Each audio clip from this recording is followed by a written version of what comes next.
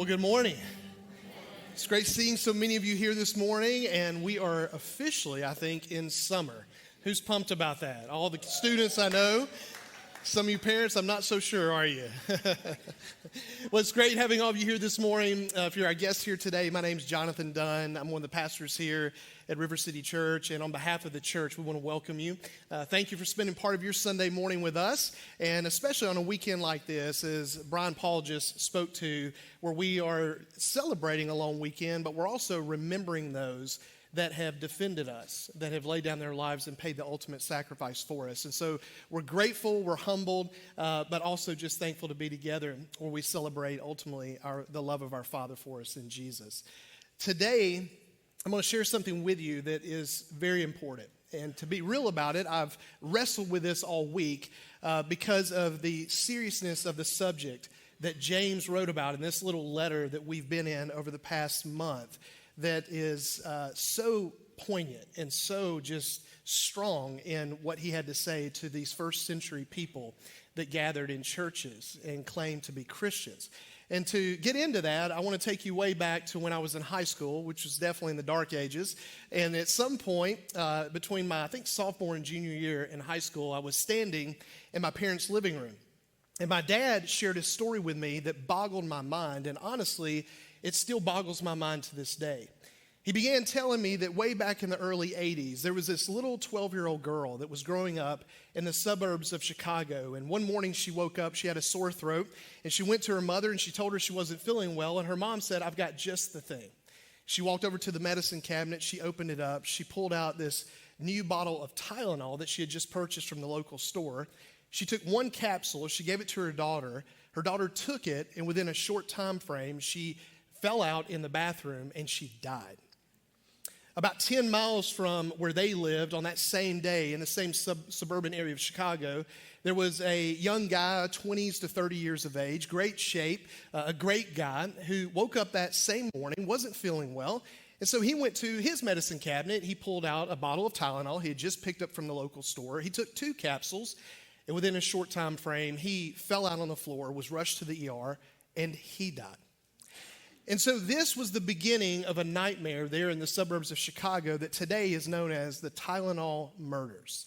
Some of you know about this. Netflix actually is releasing a documentary on this tomorrow for those of you that would like to find out more about it. But as you can see from what's on the screen, what happened is that unbeknownst to these individuals, and it wasn't just with these 2 people, it ended up being 7 people who ended up dying, is that somehow, some way, these capsules that they had taken were filled with cyanide. So what they did is they bought this medicine off the shelves in a store, believing that it would help them feel better and relieve sore throats and headaches. But when they took them filled with cyanide, they actually poisoned themselves and it killed them. Well, as they began looking into this, no one knew what was happening. And while these people were passing away, and especially young people from 12 to 35 years of age, this was the age bracket of these 7 individuals, this nurse stumbled upon the reason. And when she was at the home of the postal worker, she began to look around because the reason why she went was not only did he die, but later that day or the day after, his brother and sister-in-law went to his home. As they were grieving, they had headaches, and so to deal with their headaches, they saw that bottle of Tylenol, and each of them took 2, and they died. So now you had 3 deaths in the same house. So this nurse figures out that there's this bottle of Tylenol, there's 6 capsules missing. It must have something to do with this. And so once they figured this out, between the media and Johnson & Johnson, as well as the local authorities, they issued the first mass recall in U.S. history on 31 million bottles of Tylenol. And this is what led to the laws of today. We have these tamper-proof medications that we buy. And they say, if these seals are broken, do not take them. Now, as they began to dig into this, what they found is that the manufacturing process for Tylenol was intact. That the medicine that they were producing, that they were putting in the bottles, was the medicine that they created. It was not tainted in any way. But what they discovered is that somehow, some way, some person who, by the way, to this day, they don't know who this was, which is freaky, isn't it? Had gotten a hold of so many bottles of Tylenol and taken these counterfeit capsules and put them in there with cyanide and somehow put them out where they were distributed all over these shelves there in Chicago. And that's how this went down. And so it's a cold case. that they still are trying to sort out who was responsible. Now, as I thought about just this story over the past week and about how that there was this real medication that was created that was for the purpose of bringing healing, but then there was this evil person who then took that, swapped it out with counterfeit pills with the intention of poisoning and killing people, my mind went to a story that Jesus told during his ministry. It's a very well-known story that Matthew records for us in Matthew chapter 13. And he begins with this. In Matthew 13, verse 3, he wrote, "Then he told them many things in parables, saying, 'Consider the sower, who went out to sow. As he sowed, some seed fell along the path, and the birds came and devoured them. Other seed fell on rocky ground, where it didn't have much soil, and it grew up quickly, since the soil wasn't deep. But when the sun came up, it was scorched, and since it had no root, it withered away. Other seed fell among thorns, and the thorns came up and choked it. Still other seed fell on good ground and produced fruit, some 100, some 60, some 30 times what was sown.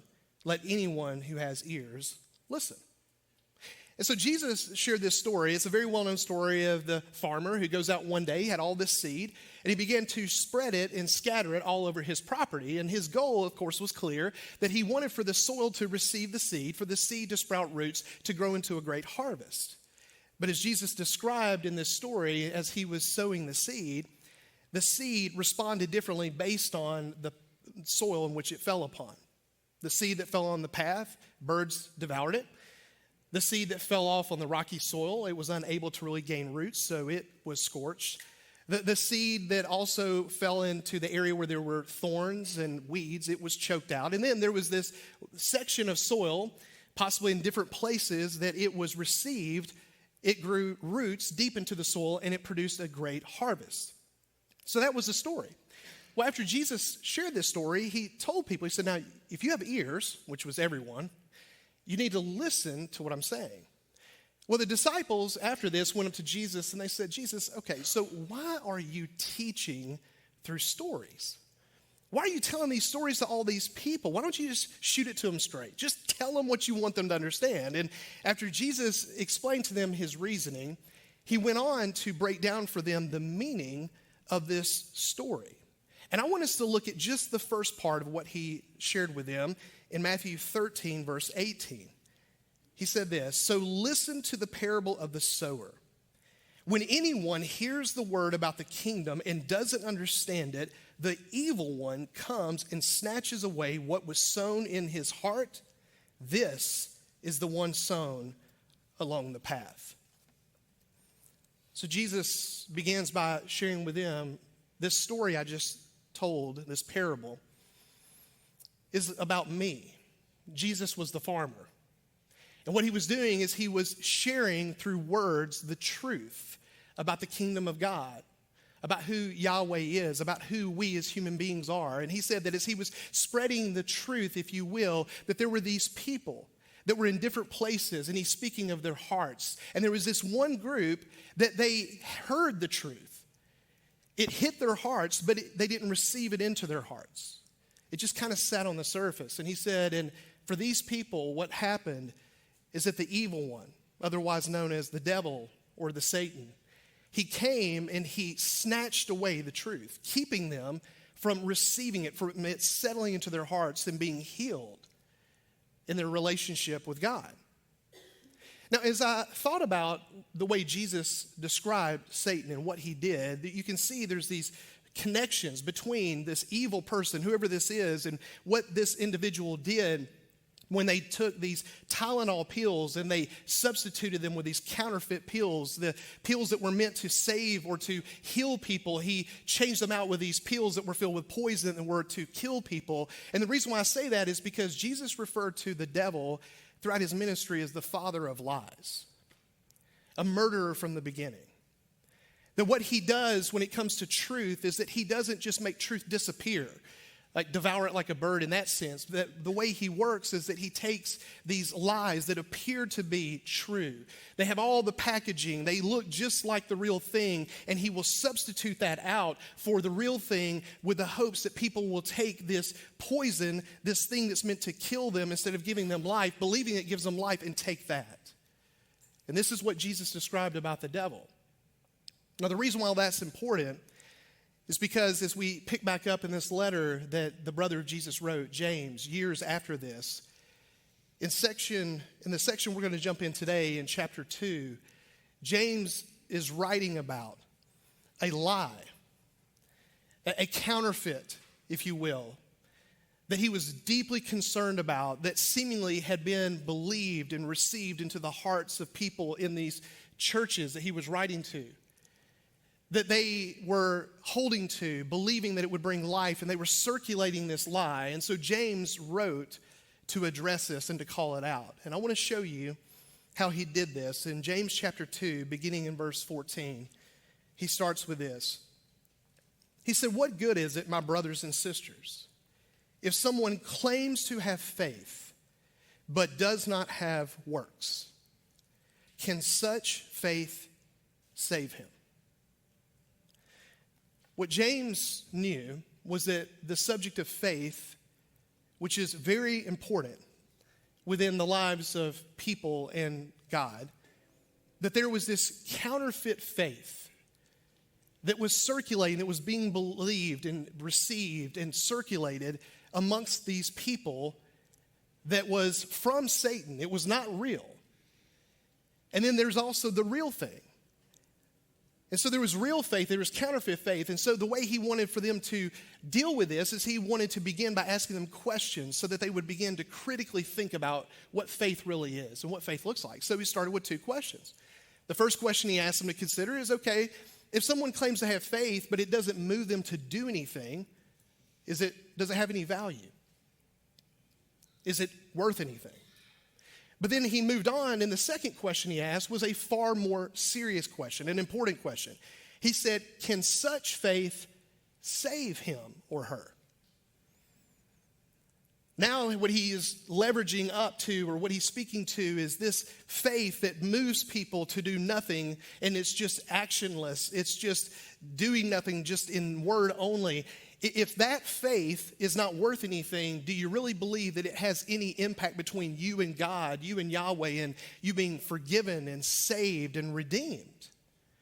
And so it's a very, very serious thing. And it's from this point, after he gets their attention, and hopefully he has your attention right now because it's very important, he begins to methodically work through some things he wanted for them to consider to see where they were personally as it pertained to faith. And so he goes on with this. Verse 15, he says, if a brother or a sister is without clothes and lacks daily food, and one of you says to them, go in peace, stay warm, and be well fed, but you don't give them what the body needs, what good is it? So he starts with an illustration. And as you notice, he doesn't even bring faith up into it, at least not overtly. So he gives this illustration. He said, okay, amongst you as a church, that's why he said brother and sister. He's not speaking biologically, he's speaking the family of God. He said, if you have someone in your congregation that is in need, that has no food or clothing, and you find out about this, and your response to this is not to meet that need or try to help them, but it's just to speak words of encouragement over them by good luck. I hope it works out. You know, I hope God shows up. I'm praying for you, man. If you do that, he's saying, what value is that? What good is that? And as you look at it on the face of it, it's a very quick and easy answer, isn't it? You don't have to think long and ponder this one. You just say, well, those words mean absolutely nothing because the words didn't do anything to meet their need for food and clothing. And then James goes on to give his statement on this in verse 17. He said, in the same way, faith, if it does not have works, is dead by itself. He's saying, yeah, just as these words spoken over a person who's in dire need that does not meet the need is meaningless, it's worthless, it's just gibberish, its talk is cheap, the same is true as it pertains to faith. If you say you have faith and it absolutely doesn't move you to do anything, it's dead. Now, the other thing James knew about these folks he was writing to is that these individuals, when you receive these lies and you take them in believing that it's true and people begin to challenge you about what you're doing or not doing, that you're going to get defensive. You're going to dig in. You're going to say, hold on. And so he knew that there was an argument that some of these people were making, and he just raises the argument that they bring up. And this is how he presented it. He said in verse 18, but someone will say, you have faith, and I have works. He anticipated that if he were having a conversation across the table over a beverage or coffee or whatever, that if he said this to someone and said this illustration along with faith, if it was without works is dead, that someone would push back and go, hold on, James. You're mixing two things that you don't have to mix. There is faith and there are works. So don't mix them. They're different. They're separate categories. And so because of that, James said, okay, I have a challenge for you. And he finishes the statement in verse 18 by saying, show me your faith without works, and I will show you faith by my works. It's like, okay, you want to play this game? You want to try to dissect everything and say, okay, faith is faith and works is works, and you don't mix the two? All right, well, let's do this, homeboy. How about you take this faith you claim to have and express it and show it and reveal it to me and everyone else without works? Go ahead. And while you're over there trying to figure out how to do that, because it's impossible, I'm going to just show you my faith through what I do. It's absurd, isn't it? It's absurd. This is the point James is making. It's absurd to claim you have faith and for it not to be something that moves you to live or to do certain things. When you say, I have faith in God. And so then after he writes all this, he then gets to the point. And it's at this point he drills into the core, or you could call it the heart, of this counterfeit faith that he's been walking them through. And this is how he speaks to it in verse 19. He said, you believe that God is one. Good. Even the demons believe, and they shudder. Let me read that again, because that's pretty strong, isn't it? You believe. Any of you that want to get defensive, any of you that want to separate and say it's faith and works and, this whole thing, and it doesn't have to move me to do anything. He says, okay, well, let's talk about this. You believe that God is one. Good job. But let me tell you, even the demons believe, and they shudder. What he wanted for them to understand was that there is a huge difference between believing truths about God and believing in God. Very big difference. That you can believe all these truths about God, that God is one, that there's only one true God. His name is Yahweh. You can believe that he is the creator of all things, the sustainer of all things. He is omnipotent. He is all loving. That Jesus is his son. Jesus came to the world and died on the cross, rose from the tomb, went back to heaven, will come back one day. You can believe all of those things. And what he's saying is that that's great, but I'm going to just tell you something. The demons, they believe all that too. They believe all those things, and they believe even more than you do. Because they know to a far greater degree than all of us limited human beings how true all those things are about God. And they don't worship God. They are not moved by that to do anything in obedience toward God. Instead, they tremble in fear. They shudder before him. What James was breaking down is that there is a difference between religious faith and relational faith. All throughout Jesus' ministry, he spoke to the Jewish people of his day, and specifically the religious elite, trying to clear up this confusion around Yahweh and about God and about being a person that was in the belief in him, in the one true God. And what Jesus continued to say over and over and over again is that there is this religious faith and then there's relational faith. Religious faith is what the Pharisees and the scribes and the Sadducees primarily adhered to, where they had all this knowledge about God. They loved to stand in places of honor. They loved to be recognized for their knowledge, that they would love to teach other people. They loved to pray in public. And what Jesus kept saying to them over and over and over again is that you believe all these things about him, but you don't believe in him. You do not know him, but I do. Jesus believed all these truths about God, but he didn't just believe them with his head. He believed them with his heart. He was his son. He lived in relationship with him. He had the heart of the Father had his heart, and that's why Jesus did all the things that he did. That's why he loved people, that's why he healed people, that's why he proclaimed the gospel. That's ultimately why he died on the cross. And so this is what James is breaking down, is he's saying there is a big difference. That you currently, if this is what you believe, you're living with this counterfeit faith that is demonic.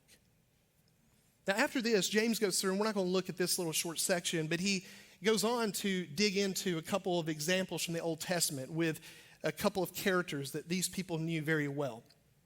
One was Abraham, the other was Rahab. And the point that he makes as he talks through little parts of their story is that for them, these people believed in God, and it was seen in the fact that they actually obeyed him. That they were moved to action. They were moved out of this faith that they had in him to do the things that God wanted for them to do. And then at the end of him describing what they did, showing that faith and works are together, that true faith leads you to live in obedience to God, he concluded with these words in verse 26. He said, "For just as the body without the spirit is dead, so also faith without works is dead." When I thought about these words this past week, I had an image come to mind that I'll put on the screen for you of the Arlington National Cemetery, one of the most beautiful cemeteries in our country. And as I was just thinking about what James said, what he wrote here at the very end, what he concluded with, it's as if we're all standing in a cemetery and James is pointing out over these tombstones of these people that have passed away. And he's saying, okay, so just so you where everything's clear, where there's no questions in your mind as to what I mean by what I'm saying and how serious this is that if you claim to have faith based on these series of things you believe to be true about God, and you see that symptomatically, if you will, or that there's no expression of this faith, that it doesn't move you to do anything, this is what your faith looks like. It is dead like a corpse in the ground. That's a pretty clear picture, isn't it? That's what James wanted for them to understand. That's what he wants for us to know as well today. Now, what's really interesting about this is that not everyone, even when they read this and they see this, want to receive what James is really saying. And I experienced this years ago myself. Probably, I think I was about 24 at the time. I was living here in Bartlett. Melissa and I had been married for a couple of years. And I worked for this small business. And the owners of the business, they were fantastic people. They lived in Arkansas. And then they would drive over here to Bartlett and stay and lead the business throughout the week and then go back home. And they were folks that went to church. They were great business owners, and they were very kind to me. And the lady, her name was Sharon, she would, when she was in town here in Bartlett, would always go to this women's Bible study. And so we would always talk about the things that they were discussing amongst you ladies, the things at least she would share with me. Right, ladies? She didn't always share everything, but she shared some of it. And so one day we were talking in the office, and she said that today's Bible study, she said, was really something else. I was like, oh yeah, really? Okay, cool. And I was in seminary at the time, the whole thing. And so she said, yeah, she said, we had a lot of discussion, and it got really heated. And then we ended up, getting to a place where we concluded we, for the most part, agreed. And I was like, all right. I said, well, what were you studying? And she told me this section in James. Like, oh, okay. I said, so what had everybody riled up? And she said, well, it was that statement he said, that faith without works is dead. Like, oh. I said, so where did y'all land? And she looked at me, I kid you not, and she said, well, the way where we landed was that he didn't really mean that it's dead. And then she started kind of giving me this word salad. You know what I'm saying? When people just start talking, we see politicians do this a lot. You just start putting a bunch of words together and smiling the whole time. You're like, that makes zero sense. Well, that's what she did. Now, I love this lady, okay? We've all done it. Come on, I've plenty of word salads, probably on Sundays too at times. But anyway, we try. But she's just going in circles and saying all this stuff, and I'm just looking at her thinking, what in the world? And she could tell from my body language that I was so confused as well as I did not agree. And as I'm staying there in that moment, it was almost as if I'm sitting here, and on one side of me I have James and what he wrote, and then on the other side I have Miss Sharon, and Miss Sharon is looking at all these tombstones, if you will, in the cemetery. And James is over here saying, hey, faith, where there's no expression of it, there's no activity, there's no obedience, oh, it's corpse in the ground dead. And she's over here looking at the same thing saying, no, they're like dead asleep or something like that. No. The truth is, as James said, it's dead. It's not the real thing. It's demonic. It's a lie that Satan exchanges for the truth, that all the packaging looks right on the outside. It's about Jesus. It's about Yahweh. It's about Christianity. It's about church. It's about the scriptures.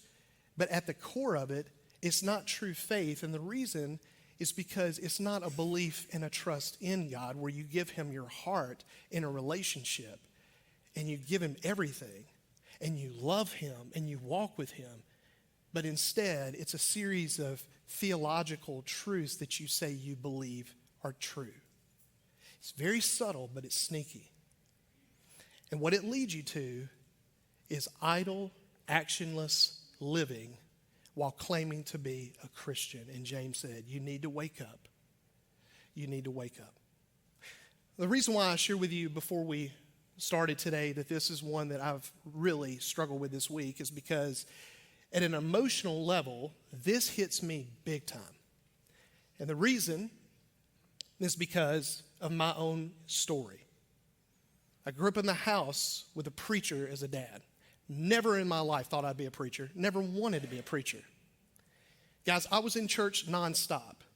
I went to VBS every summer. I went to Sunday school, X amount of services a day, Sunday night, church training, visitation, you name it, I did it. I heard thousands of sermons, I'm sure. And I even prayed, as people call it many times, and to this day you still hear this, a prayer inviting Jesus into my heart. I was baptized. But I'm telling you, at 20 years of age, a dude was sharing a message that honestly wasn't even that great. Y'all are like, well, yours aren't either. I know.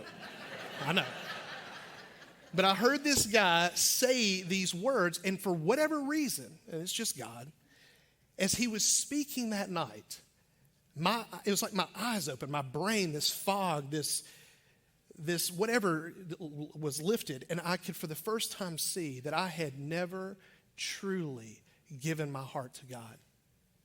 Never. I claimed to be a Christian. I could speak to all the truths. I could teach. I could do all those things, but I never truly surrendered my heart to him. And so that night, all I could say through tears was, Jesus, I need you. Jesus, I need you. Jesus, I need you. And at 20 years of age, he changed my life. I was one of these people. That was me. That was my story. And I didn't know it. I've been lied to. I've been deceived. And thank God, on that evening, God woke me up from it. In the last now 29 years of my life since that day, it hasn't been perfect. But one thing I know for sure is I don't just believe about him. I know him. And it makes all the difference. And so I share that with you this morning because I believe that in a room filled with all these people, and even some of you that may watch this online, that there are others of you like me that maybe until today you've really believed that you have faith when you really don't. You have a counterfeit faith. You're apathetic towards God. This is why, as Jesus said, that if you love me, you will obey my commandments. You find yourself feeling apathetic toward him, not serving, not giving, not loving, not living this life filled with the joy of the Lord being your strength. And it very well could be that it's because you've never truly given your heart to him. And so I have one question that I want to ask you today. And It's a question that James started with, but I've personalized it for all of you here this morning, and I'll put it up here on the screen for you. He began when he spoke about faith, and he said, the last question was, can such faith save you? Can such faith save you? My question for you is that, given what we looked at today, just humbly, prayerfully thinking about your life and where you're at, do you believe that the faith that you say you have in God can save you? Do you believe it's the real thing? Do you believe it's something that is personal and from the soul and from the heart, from the depths of who you are? Or would you identify with who James was pointing to, saying, it's just intellectual only, but it's not from the heart? And if today you can't say that, but you want that to be true, this morning, my prayer has been that you would just open your heart in full to Him and say, Lord, here's my life, all of it. It could be, as you're sitting here right now, you're not even sure. You have questions, and that's normal. That's okay. But at least be humble enough to say to your Father in heaven, who meets you where you are, He knows your heart, and say, Father, I don't know what's going on in here. It's a hot mess at times, but all I know is I want for you to have it. So here's my life. And give your life to Him.